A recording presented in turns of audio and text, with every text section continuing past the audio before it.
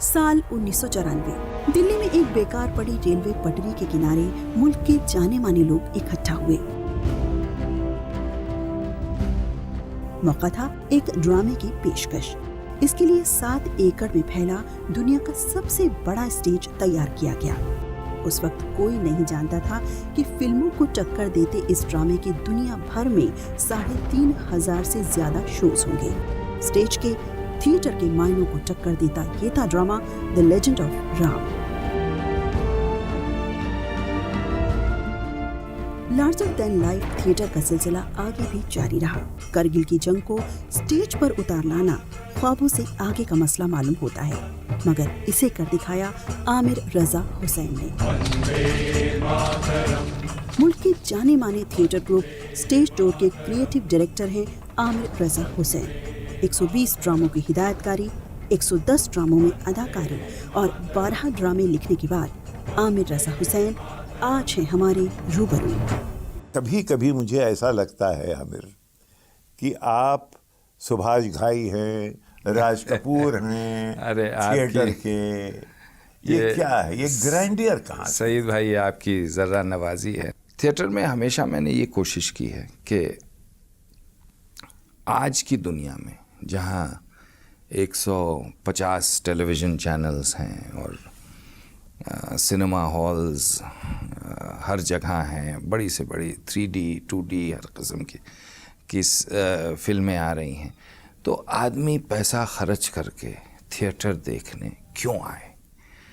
Unless we can offer him something, एक ऐसी experience हो जो उसे सिनेमा में ना मिले, जो उसे घर बैठे टेलीविज़न में फ्री में ना मिले।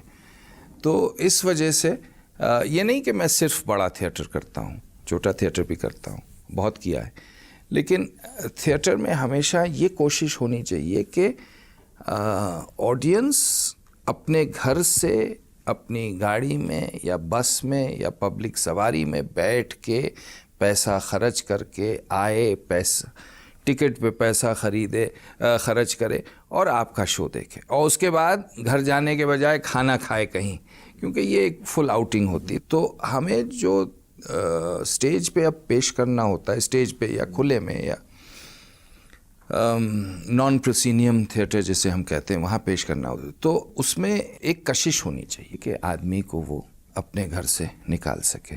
दो पहलू है जी, कशिश हो, आपके एक्टिंग पे हो, आपके डायलॉग में हो, आपके मकालमे में हो, या ये कि आपका इतना बड़ा सेट हो कि वो बिल्कुल ओवरवेल्म कर दे इवेंट को। अब वो उसमें या नहीं होता, उसमें एक्टिंग में भी हो, मकालमे में भी हो, स्क्रिप्ट में भी हो, एक्टिंग एबिलिटी में भी हो। जैसे आदमी जिस किस्म से ज़बान बोले, चाहे वो अंग्रेज़ी हो, चाहे हिंदी हो, चाहे उर्दू हो, साफ ज़बान बोले, उसमें भी हो, और सेट्स में भी हो, और लाइटिंग में भी हो, और कॉस्ट्यूम में भी हो, और ग्रैंडियर में भी हो। देखिए, मैं आपको इसकी छोटी सी एक हिस्ट्री बताऊं। मॉडर्न आर्ट अब जो चलता है ये मतलब मेरे नज़रिए से तो बिल्कुल ही वाहियात, मतलब मैं अगर मॉडर्न आर्ट गैलरी में घुस जाऊं तो निकल के सर का दर्द दूर करने के लिए दवा चाहिए होती है। एब्स्ट्रैक्ट आर्ट के खिलाफ हैं आप? Completely, I hate it. अच्छा, उसकी एक हिस्ट्री है। उसकी वजह यह है कि पहले क्या खूबसूरत पेंटिंग्स बनती थी, आप यूरोप के म्यूज़ियम्स में देखिए, घरों में देखिए, but they were representative of either scenic beauties और ऑफ एनिमल्स और ऑफ फेसेस और of entry of the camera, of the still camera. अब वो पेंटर जो आके ख़ानदान की पोर्ट्रेट पेंट करता था, उसकी नौकरी ख़तरे में पड़ने लगी। अब पेंटर जो है उसकी समझ में नहीं आया कि अब मैं क्या करूं। अब ये मुझसे तो बेहतर कैमरा है, तो हर एंगल ले लेता है, और मुझसे मेरा अगर 10 रुपए का खर्चा है तो ये 10 पैसे का खर्चा है। So he went into modern art and he yet hasn't been able to get out of this crisis of identity. तो यानी पिकासो ने ग्वेर्निका इसलिए बनाई और ग्वेर्निका के अंदर ये सब क्योंकि उन्होंने कैमरे के डर के मारे कार्तिक ब्रसों ने तस्वीर ले ली। यार देखो भाई, देखिए ये मेरी थियरी है। हाँ। और उस पर मुझे बहुत लोग बुरा कहते हैं। बहरहाल मेरी एक ये नाक़िस सी सैयद मोहम्मद जाफरी जो जी। कि मज़ाहिया तंज़िया शायर जी। थे और बड़े अच्छे शायर थे, वो एब्स्ट्रैक्ट आर्ट की एग्जीबिशन में गए। जी कहने लगे कि एक तस्वीर को देखा जो कमाले फन थी। जी भैंस के जिस्म पे एक ऊंट की सी गर्दन थी। वाह। नक्शे माशूक हाँ। मुसव्विर ने सजा रखा था।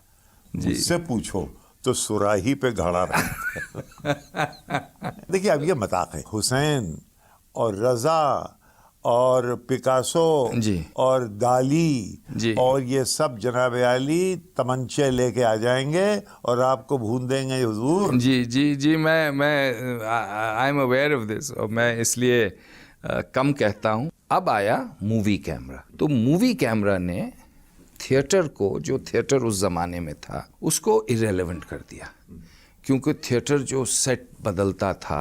अब सिनेमा जो है वो स्विट्ज़रलैंड से न्यूयॉर्क और न्यूयॉर्क से London with in a second आपको घुमा देता था। जहाज़ में भी जा रहे हैं, पानी के जहाज़ में भी जा रहे हैं, रेल में भी जा रहे हैं, तो वो सफ़र भी हो रहा है। और so you started getting theatre of the absurd. So you started getting people like Brecht, people who started writing shows of mental asylum. मुझे याद है कि there were shows where they would take you into a basement, कुछ war के shows थे, तो ushers would be dressed like soldiers and they would push you and shove you as if you were prisoners of war going.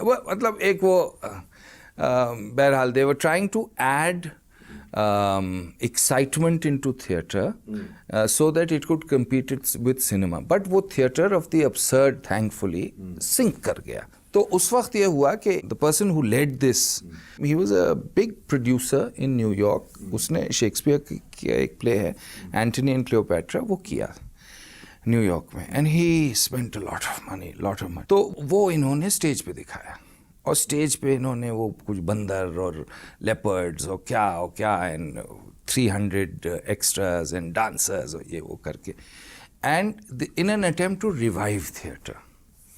But it was done within a proscenium stage, within a stage in New York, and this was also Broadway पे जाहिर है। Broadway पे, जी हाँ, this was around about 1930s।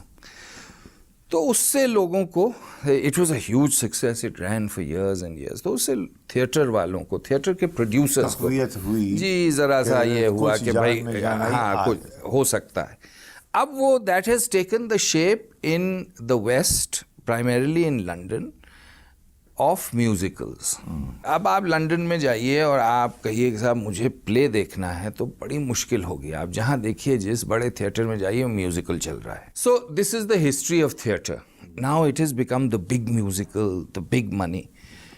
In India theatre never really took off. हमारा बड़ा narrow वो है theatre का डेफिनेशन, जिसको हम प्रोसिनियम में परफॉर्मेंस विथ लाइन्स लेके उसको थिएटर कहते हैं। जो हमारा टेम्पल डांस है, जो हमारा टेम्पल के परफॉर्मेंसेस हैं, रामलीला है, these are the greatest forms of theatre, most popular forms of theatre the world over.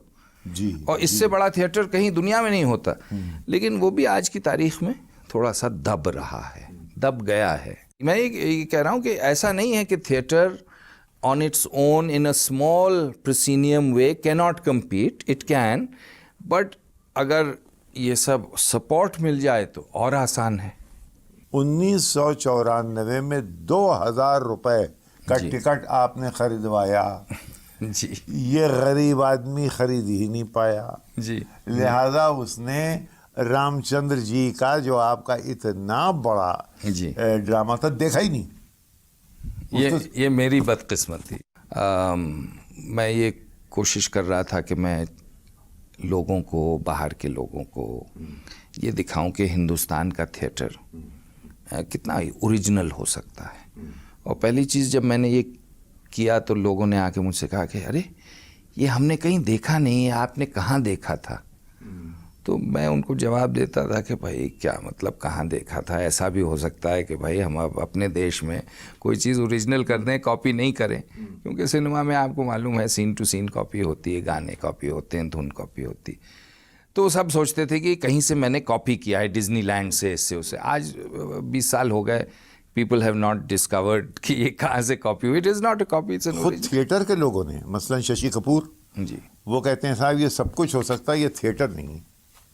Legend of Ram को शशि कपूर ने कहा कि ये थिएटर नहीं है। जी, अब थिएटर वाले तो कहते हैं, बहुत थिएटर वाले कहते हैं। अब हिंदुस्तान का सबसे बड़ा थिएटर इवेंट था, अब आप उसको माने ना माने, इसमें मैं क्या कर सकता हूँ। 70,000 आदमियों ने उस प्ले को देखा है दिल्ली बम्बई में। 70,000 आदमी ने, कोई ऐसा थिएटर आज तक नहीं है जो देखा हो। एंड जैसे आप फरमा रहे थे अभी कि 2,000 रुपये का टिकट था, तो अब जो भी था। अगर आपने इतने बड़े स्टेज बना ही लिया था, ऐसा सेट बन ही गया था, तो वो एक इन परपेचुइटी क्यों ना हुआ? और वो होना चाहिए था, और ख़ास तौर से दिल्ली जैसे शहर में जहाँ इतने टूरिस्ट आते हैं रोज़ शाम को। उनके even offered to the ministry of culture, भाई आप टेक ओवर कर लीजिए इसको, ये हमारी मेहनत है, आप इसको टेक ओवर करिए, हम तो इसको डिस्ट्रॉय कर देंगे 6 महीने में। नथिंग। किसी एक को विजन ये होना चाहिए कि भाई ये एक टूरिस्ट अट्रैक्शन हो सकता है, टूरिज्म के लिए उससे अटैच रेस्टोरेंट्स हों। जी, अभी ये टूरिज्म की हालत है कि लोग आते हैं दिल्ली में, 1 दिन 2 दिन रुकते हैं और फिर जयपुर चले जाते हैं, आगरा चले। कोई ऐसी चीज़ नहीं है कि उनको शाम को दिल्ली में रोके।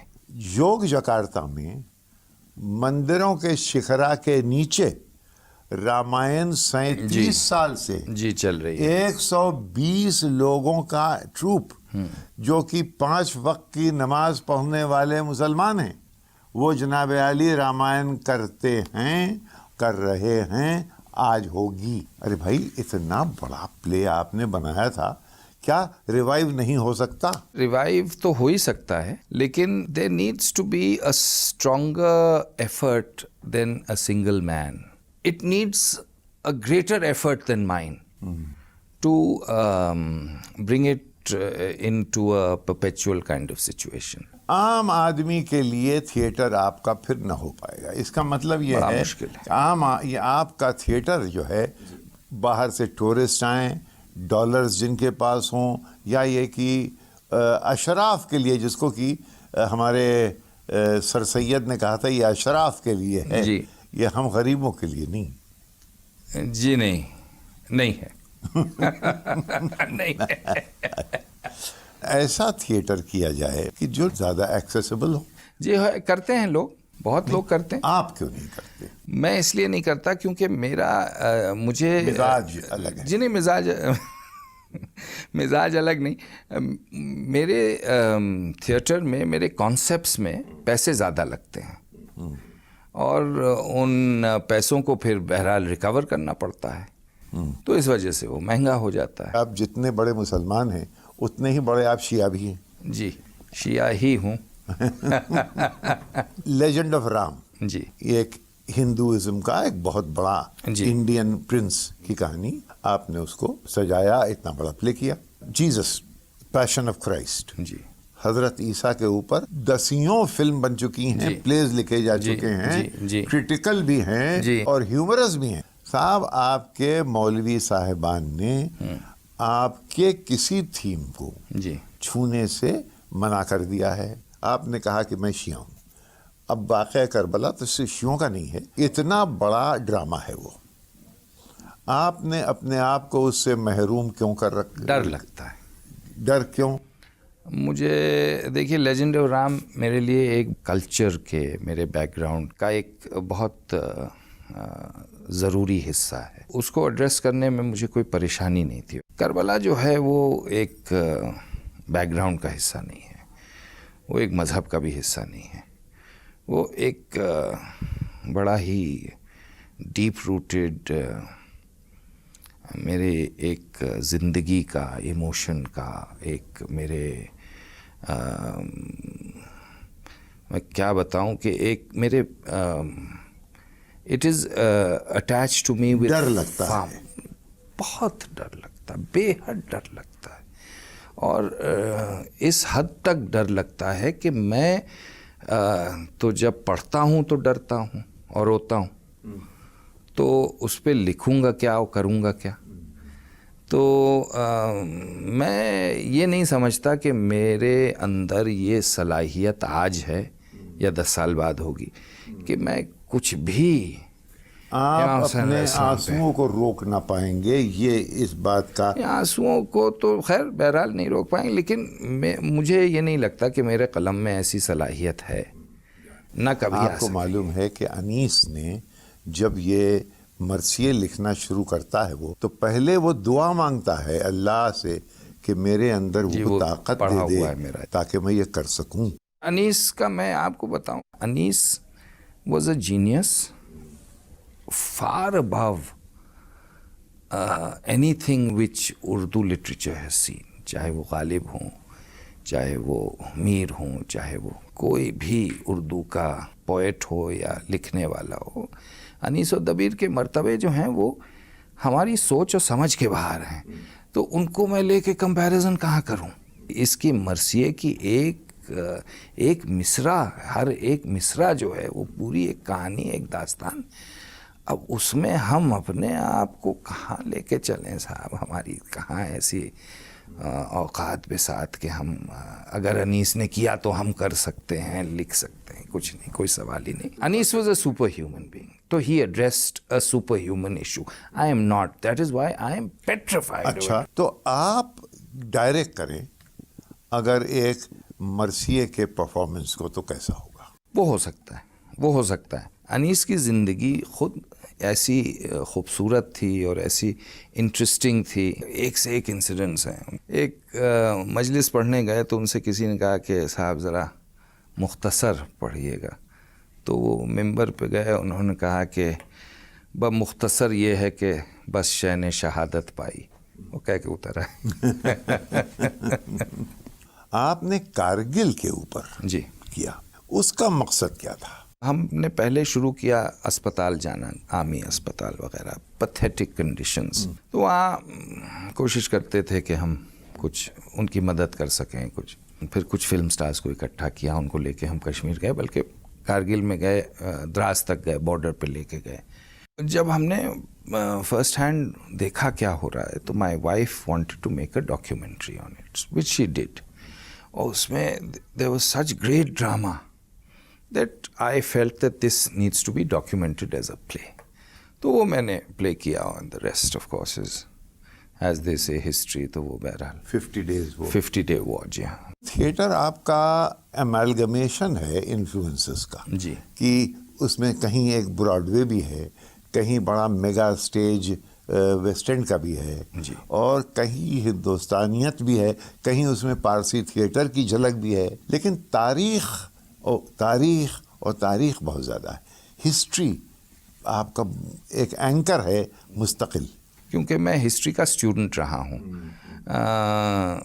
लेजेंडरी मोहम्मद अमीन साहब थे सेंट स्टीफेंस कॉलेज के, उनके नीचे मैंने हिस्ट्री सीखी है। मैंने सेंट स्टीफेंस से ऑनर्स किया हिस्ट्री में। सुना ये कि बहुत अच्छे मार्क्स मिले आपको? जी, बहुत अच्छे आए। मैं मतलब अगर 3 मार्क्स कम मिल जाते तो मैं फेल कर जाता। Low 3rd division. लेकिन बहरहाल it was an experience learning from such great people. पहला एज अ डायरेक्टर जी, आपने कौन सा प्ले डायरेक्ट किया जो कामयाब हुआ? Charley's Aunt 1982। वो क्यों क्लिक किया? उसमें एक्टर बहुत अच्छे थे। कौन? और हमारे जो उस्ताद थे, हमारे जो गुरु थे, Marcus Murch, he was playing the lead role. उन्होंने मुझे अपॉर्चुनिटी दी थी डायरेक्ट करने की, तो क्योंकि he was playing the lead role तो वो बहुत कामयाब रहा शो। उस कामयाबी में मेरा कितना हाथ था मुझे आज तक नहीं मालूम, लेकिन बहरहाल मार्कस का बहुत बड़ा हाथ था, because he actually carried the show. Marcus ने मुझे थिएटर के बेसिक्स हैं वो सिखाए। 2-4 चीज़ें ऐसी सिखाई जो आज तक मेरे काम आती हैं, जो मैं लोगों को सिखाता हूँ। एक मसलन एक कोई गुर? टाइमिंग की क्या इम्पोर्टेंस थिएटर में है। मसलन अगर खूबसूरत सी लाइन है तो उसको, ये फिल्मों में भी होता है, तो उसको धीरे धीरे अपना उसको चबा चबा के, कॉमेडी की टाइमिंग, कहाँ रुको तो लाफ मिले और लाफ को कहाँ रोको कि अगली लाफ मिले। अब ये होता है कॉमेडी में, कोई लाफ लाइन आई, एक्टर ने सोचा कि अरे लोग हंस रहे हैं तो अब उनको हंसने दो। बेसिकली हमारे यहाँ हम ये सिखाते हैं और हमने ये सीखा है कि लाफ जब अपने उरूज से बस उतर रही हो उसको काटो और लोगों को हंसने मत दो, तो उनकी एक चाहत रहेगी हंसने की, तो वो अगली लाइन पे अगर वो हल्की ही क्यों ना हो उस पे हंसने लगेंगे। आपकी मुलाकात ये विराट तलवार से कहाँ बहुत हुई? बाद में, वही प्ले में हुई।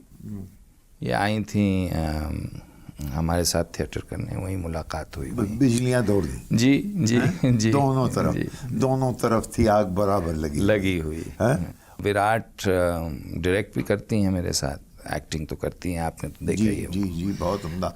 Unlike many husband and wife जोड़ीज जो जहाँ एक टैलेंटेड होता है और दूसरा शेरवानी की पिछवाड़ा पकड़ के बढ़ता है, यहाँ बराबर का बटा हुआ है। अगर ऐसा है तो फिर आप दोनों में इतनी लड़ाई क्यों होती? लड़ाई नहीं होती। लड़ाई देखिए, अब वो ये है कि जब दो आदमी डायरेक्ट करते हैं एक चीज़ को, देखो आप हमारे ट्रैप में आ गए, मुझे कुछ नहीं मालूम कि लड़ाई होती है कि नहीं होती। मैं समझ मैंने एक ऐसे ही फेंकी और आप जनाब संजीदा हो गए। नहीं, वो ऐसा है कि देखिए हमारा डिफरेंस रहता है often on how to treat a subject, लेकिन जो finally what we want to achieve is the same. So there is sometimes a difference in the methodology कि इस रास्ते से चलें या इस रास्ते से चलें, तो वो चलता है। आपका थिएटर जो है जी, एक तो वो उसमें एंग्लो इंडिया का बहुत बड़ा असर है, यानी एक कॉलोनियल पीरियड, कॉलोनियल रास्ते से जो विलायती प्लेस यहाँ आए उनको आपने अडेप्ट किया।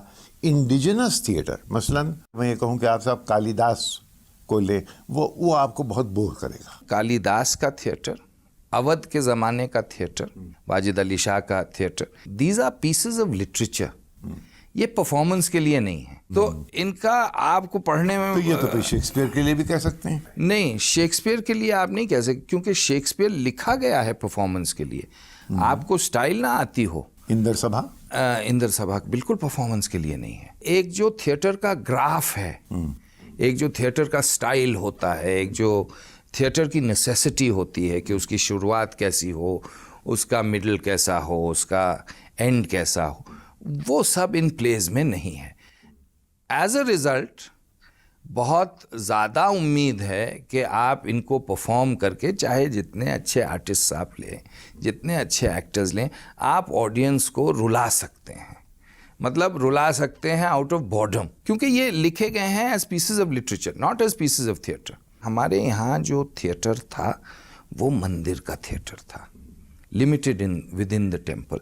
फिर अंग्रेज़ों के आने के बाद कलकत्ता में थिएटर शुरू हुआ। ये जो आप एंग्लो इंडियन थिएटर कह रहे हैं, ये कलकत्ता में शुरू हुआ है। इंग्लिश थिएटर शुरू हुआ, उसमें फिर एक एक करके गुलामों ने, थिएटर इन जी शिमला, जी, तो वो गुलामों की सरहद से बाहर था, लेकिन धीरे धीरे 1960 तक गुलामाना नहीं लगता था लेकिन अब लगने लगा। आपकी बातों से हुजूर अनवर मैं इस नतीजे पे धीरे धीरे पहुंच रहा हूं जी कि थिएटर एक शौक की चीज़ है, वरना इसमें रोटी रोज़ी हुक्का पानी चिलम उसका कोई सरोकार नहीं है। कोई थिएटर वाला थिएटर करके अपने बच्चों को नहीं पाल सकता, उनको स्कूल नहीं भेज सकता। प्राइमरीली जो आप फरमा रहे हैं बिल्कुल सही फरमा रहे हैं, वो चेंज हो रहा है। कब होगा भैया? अब ये हमारी जिंदगी तक सदी तो आ गई है, सुना जी सुना जा रहा है कि 21वीं सदी चल रही है साहब। देखिए, जिंदगी मौत का कुछ भरोसा नहीं, लेकिन मुझे लगता है कि हमारी आपकी जिंदगी तक ये चेंज आ जाएगा। और थिएटर जो है सड़क होगा और गली नहीं, गली सड़क नहीं होगा। गली सड़क तो होता ही है, और ज़्यादातर जो थिएटर होता है वो इसी काबिल है कि गली सड़क हो। लेकिन ये बदलाव ज़रूर आएगा कि थिएटर अपने पैरों पे खड़ा हो सके। बग़ैर स्पॉन्सरशिप के खड़ा हो सके और एक फाइनेंशियली वायबल ऑप्शन बन सके। लोग थिएटर से सिनेमा में अक्सर चले जाते हैं जी जी। और लोग एग्जाम्पल दिया करते हैं, नसीरुद्दीन शाह का मसलन। अब ये सुना जा रहा है, खबर है उड़ती उड़ती ज़ुबानी तयूर की कि आमिर रज़ा हुसैन किसी अपने छरहरे बदन को लेके एक रोमांटिक रोल करने के लिए बम्बई जा रहे हैं। जी नहीं, वो ये मुबालगा है कि सच है? नहीं, एक रोल किया है मैंने, वो बहरहाल फिल्म आ रही है इसकी, अनिल कपूर प्रोडक्शंस की, सोनम है वो, उसमें खूबसूरत जी हाँ। जी, तो उसमें एक रोल किया है। बहरहाल लेकिन ये रोल मैंने सुना ये है हुजूर कि ये पहले अशोक कुमार ने किया था। जी, जो पहली खूबसूरत थी, जी हाँ, अशोक कुमार ने। तो आप अपने आप को अशोक कुमार समझते हैं?